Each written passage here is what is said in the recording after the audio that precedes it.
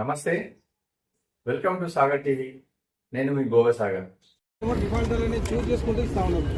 ఎక్కడ చూపెట్టు case definitely I will take action. ఎక్కడ నేను చెప్తున్నా మళ్ళీ ఊరికే ఓవరాల్ కాదు.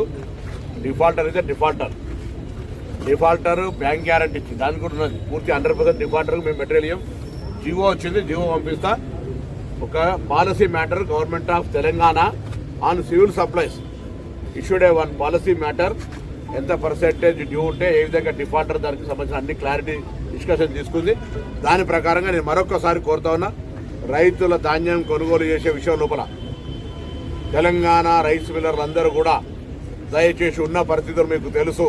నేను విజ్ఞప్తి చేస్తా ఉన్నా తెలంగాణ ప్రభుత్వం పక్షాన, ధాన్యం కొనుగోలు విషయం లోపల చూడండి, భారతీయ జనతా పార్టీ కల్లాలు తిరుగుకుంటా మమ్మల్ని ఏలెత్తి చూపే ప్రయత్నం చేస్తూ ఉంది.